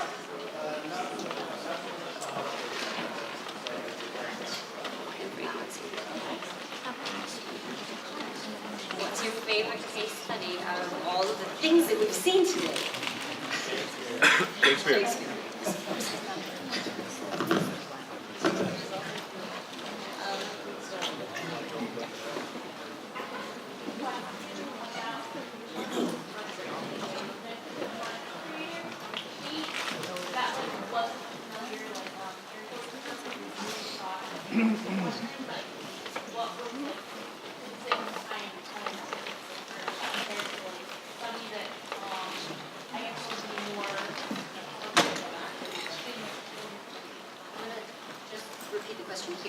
So we were looking at Scotch-Brite, and one of the examples for Scotch-Brite was a creator that she was doing something that wasn't her specialty, right? She was using these cleaning product that she had never done before.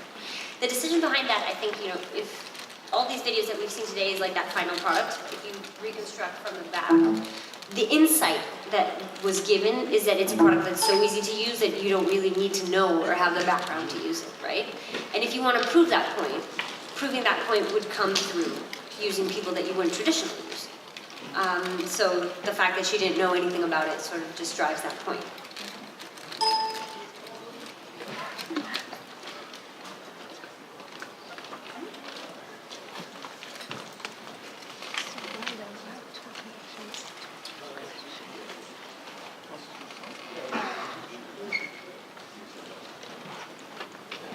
Okay, so Jacob and Todd. If we have to, we'll just talk more about last time. Yes. I'm just going to do just a quick introduction just to who we are. Again, sorry for my voice. Good to see you. Really quickly, yeah. Sure, is that better there? Wow. Proximity effect. Hello. So I'm Jacob Solomon. I'm the CEO and founder of Wisecrack, along with my other co-founder here, Todd Mendeloff. He's our Chief Operating Officer and does a lot of work with brands and our brand partners that we work with. And Wisecrack, aren't these clickers working actually? Let's see. Can I get can I move it along? Oh, one more minute. Well, I'll tell you a bit about who we are. We're a smart and funny media brand. We look at ourselves, we really started on YouTube, and we think of ourselves as a combination of really funny and great filmmaking and viral content that's combined with kind of insightful and informative educational content. And the two mixed together is a really unique and very interesting combination that we've built a great audience for. We're at about 1.8 million subscribers on YouTube, about 2.5 million across YouTube and Facebook, and we're expanding now into other channels too, doing work in podcasting, looking to do originals work in television. And the idea is for us to be building a media company just like Disney, really a multi-platform media brand that exists across all platforms. I love these sound effects, by the way. Anyway, so that's a bit about who we are. The nexus of what how we started was we developed a show called Thug Notes, which is a show really that dives into literature, sort of like think of Cliff's Notes or Spark Notes. It's a video version of those hosted by a literary gangster. And we've got an amazing comedian that we developed the show with, and this show's been seen now over about 70 million times, again across YouTube and Facebook. It's been used in thousands of schools around the world, and it's a big tool for students. It's being used for students, for teachers, for book lovers, etc. And that led to our next show, which is called 8-Bit Philosophy, teaching philosophy through classic video games.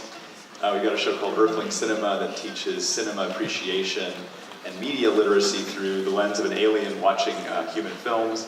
And on, creating formats that are pretty funny and exciting that again built their great audience. The key insight that came out of all those shows, or particularly the early ones, was that there's this intersection between smart and funny that people have been doing for a long time when it came to news and current events, but what we realized in picking a hard category like literature or another one like philosophy was that people hadn't been applying that sensibility to much else. And once we found that we could do that successfully with some of the really hard categories and get a following and get virality through it, that brought the additional insight that could be applied to other areas. And then the other part of that was that there were great things to learn through traditional media, through popular culture, and that not every piece of content has it, but lots of content does, and that we could talk about really popular TV shows, movies, some video games, and that there's takeaways from that. And that's a key theme through everything that we do, is that we talk about what the philosophical or literary or psychological or sociological underpinnings are from different content, whether it's something like Rick and Morty, which has been a boon to us, or The Walking Dead, which we'll be talking about today, but it could be individual movies, TV shows. Even we get a little bit into music too, we get a little bit into individuals as well. We didn't. Good to go? Oh, awesome. Device is ready to use.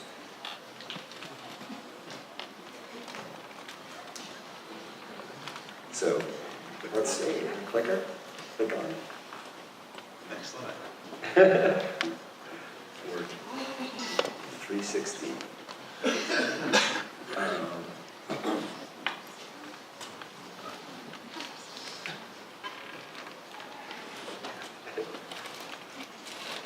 So does anybody have any questions about Wisecrack and what we do while we're just waiting for this to get queued up? Yes? We actually work, our offices are 2 blocks away from Walt Disney Studios' original offices on Hyperion Avenue. So, we're all Walt. We're all Walt at Wisecrack. I don't know if this has worked, but I think that gives you a pretty good introduction to who we are. Maybe I'll hand it back to Todd to talk a bit about the brand integrations that we've done, and particularly what we're going for that. So, wing this without video or slides for the moment.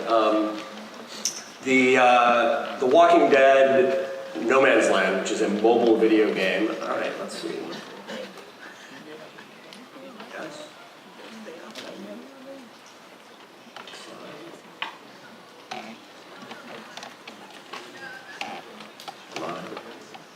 Is this on? Okay. There we go. All right. So they approached us because we had done 2 videos on Walking Dead. One of those was the overall philosophy of The Walking Dead. Again, back to this thing that Wisecrack does very, very well, but we have some irreverence in terms of how we present it, how we approach it. But what the philosophical underpinnings are of that show, and that even though it seems like, hey, it's a just kill walkers, kill zombies kind of thing, that there's a lot that it's saying about society, about what happens in society when things go really, really badly, and what we see, what we learn about humanity through that. And then we did another video, and that first video did quite well. We did another video just recently on the philosophy of Negan, who, for those of you who are, and who's a Walking Dead fan in the room? Excellent. Well done. The philosophy of Negan, and that the question there was really, is Negan kind of the perfect dictator? And so we had done those 2. They had seen that we had done this, and they approached us and asked us if we would like to do another Walking Dead video. And if we go back, can we go back to that slide real quick? Do I do that here? Yeah. Maybe. There we go.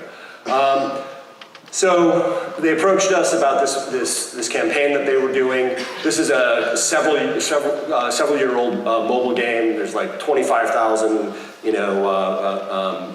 votes on this on iTunes. Like 4.5 out of 5 stars. It's done quite well. And this campaign is basically about driving new awareness and driving more audience and new audience into the video, into the mobile game. And this speaks to the overall strategy too, we're a different animal for them in terms of who they normally do this stuff with. They normally do this with personality, vlogger, influencer types, and Let's Play games. Let's Play channels that are just playing it and giving voiceover along with what they're doing. We are a way of expanding that audience. An audience that's interested in kind of what, not only the property, but more about the property and not just kind of a core gamer audience. So that all played together. And we needed to integrate this messaging that they were looking for to drive this new audience into the video, but also do our normal thing that we do. So if we move, there we go. So we, Constantinos, are we able to play that video? We cannot play the internet one. Let's see. Okay. So these are the 2 integration points in the video. What we did in this video, they asked us to to come up with a few ideas of things that we wanted to do. And that's a key element to how this was all approached. We came up with why is the apocalypse, basically, why do we all love the apocalypse so much? Why is this world of zombies and apocalyptic fiction something that people have come to just be kind of crazed about? And we came up with this thesis that was anchored in some literature out there as well, that it's basically about this idea that it's easier for people to think about everything going away and having to start over than trying to work through some problems that seem incredibly intractable. Particularly in kind of the last, say, 15, 20 years, where really, really big problems, some of the things that got solved in the 20th century, or that got largely addressed in some significant ways around voting rights and civil rights and the Cold War and things like that, that we haven't seen something like that happen. So that was the thesis, and we put out the video like that, and there were a couple integration points with that, and one of them is this one real quick, I think. For sponsoring this video, they saw the original Philosophy of the Walking Dead and Philosophy of Negan videos, and they asked if we had more smart stuff to say about zombies. So, simple, quick integration, fits our FTC requirements, also fits just an ethic that we have around these things, that we're just very transparent about how this stuff is being approached.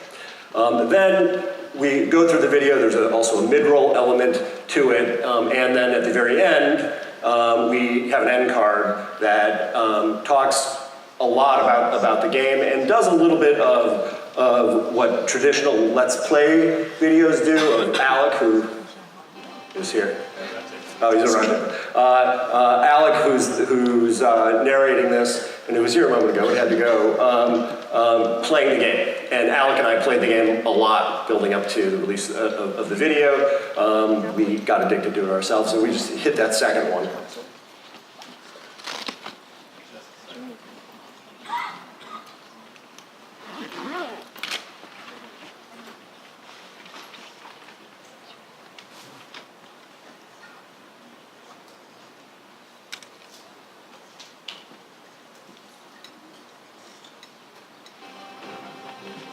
Speaking of stabbing zombies in the brain, let's check out some more of The Walking Dead and No Man's Land.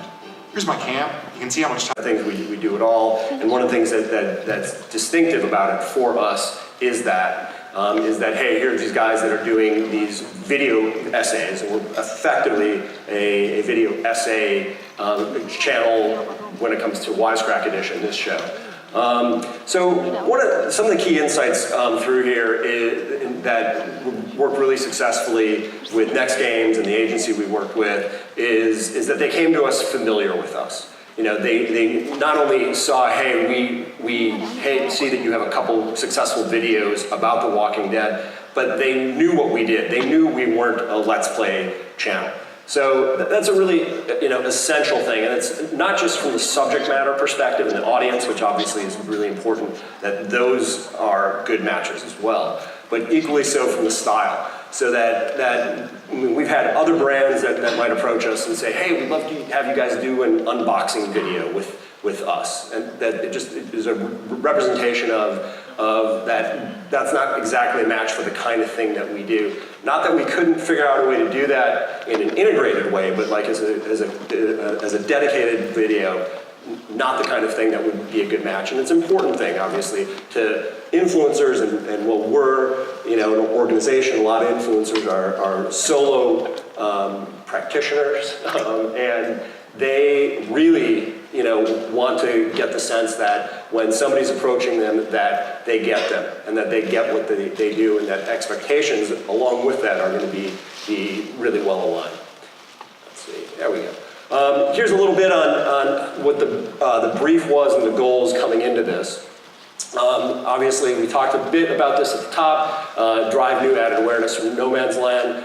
The sole guidance that they gave us was No Man's Land and we like dark, right? And I think this is a really important thing we'll talk about a little bit more, is is that they presented us with a set of goals that they were looking for, subject matter, broadly speaking, and dark, right?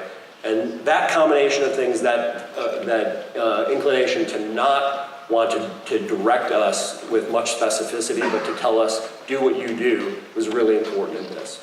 Other stuff that we're interested in when we're talking to brands is more about the brand, more about the history of what the product is, what's worked, what hasn't worked, just so we have an understanding of how they think about it, what their audience reacts to positively, what they've seen work well fundamentally. And as we talked about, we had our background here of successful previous Walking Dead videos, and our KPIs were built around views, interactions, click-throughs, and more. Talked about letting us do what we do. So again, they asked for some pitches. We presented 3 pitches to them. They liked all of them, and we eventually landed on this one. And why do we love the apocalypse so much? As we talked about, we did introductory integration, the mid-roll integration, end card, and custom link at the end. Of course, this may seem completely obvious, but the authenticity of this stuff is always super important. The fact that, I thought it was valuable that we already loved Walking Dead as a brand, as IP. That while we weren't players of the game going in, we first saw the opportunity and started playing the game. Alec and I spent dozens of hours invested in the game and building up, our environments and all that. One other essential piece to this was it's not just a shooter game. There's a lot of philosophy and a lot of kind of civilization building type elements to this mobile game and stuff that fits well with the way that we think about our videos and the IP and all that. So that fit was a good one too. One last thing here is that match, that authenticity match, should not just be something that is important to the influencer, which I think almost all the time is, but equally important to the brand, and that you can be a litmus test as brands to help guide that and help feel strongly, that the influencer is getting that, but equally so that if you feel like maybe it's not in the sweet spot yet as you're talking through what might be done, that you encourage them to move that direction. One of the great examples of this is we did an integration spot recently where it was a mobile app that didn't work that well on Android. And we knew that, and the brand knew that, and the brand was totally fine with us saying, hey, by the way, the Android version, it's kind of in beta, it's still a little buggy, right? That honesty and authenticity through to the audience from the influencer is a really valuable and essential thing. Strategy was different here because we're not a Let's Play channel, we're not a gaming channel, right? And because of that, this was a bit of an experiment for Next Games. But in the end, they were very happy with the video, with the integration that we did, and the performance. This is another thing that I think is super important in any of these integrations, is giving something valuable to the viewer, both by the influencer and the brand, that is more than just, hey, here's my product, right? It's something that they feel the love around, undoubtedly, but equally so gets them to move and then provides a sense of urgency. We've done other integrations where, maybe say with a brand like Blue Apron, where Blue Apron's call to action is, hey, get 3 free meals by being one of the first 100 to click on this link and sign up, right?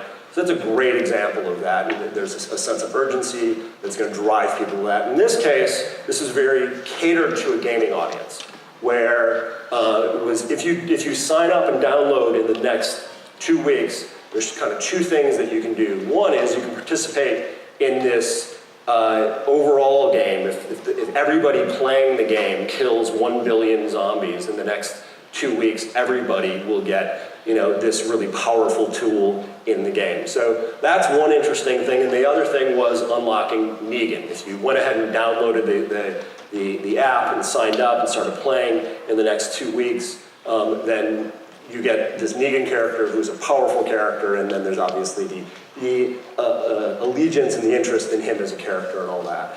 But those are two super important things, to like craft offers that give something great to the viewer. We did an additional thing as Wisecrack, which was to invite people to join our guild, which was a cool way for us to engage with the audience and be part of our team that is playing the game. And we got a really nice reaction out of people, that ended up getting to join our guild, and they were excited to not only download the game, but they were excited to play with folks from Wisecrack too.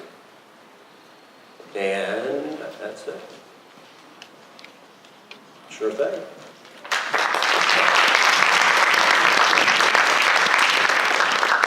Alright, so before you all go out and eat DiGiorno pizza and skinny cow ice cream, just a quick recap.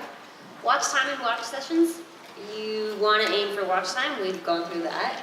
Your watch sessions, the more watch time you have, the likelier you'll be recommended within watch sessions. Thinking about your content calendar on that budget, right? So Hero Hub Help, think about how that Hero Hub Help can also be spread out to the rest of your social media. Your organic tools, so the levers, everything from cards and thumbnails to your titles and descriptions. The paid tools that you can use. And, the learnings that we have with Wisecrack and The Walking Dead, maybe moving out of your comfort zone to do something that's a little different as well. And with that, we're going to close our session for today. I hope you guys enjoyed it. And if you have any questions, or if you want to receive the notes on this, I know that they're passing a board around so that you can leave your emails or drop your card off in the book. And hope to hear from all of you soon.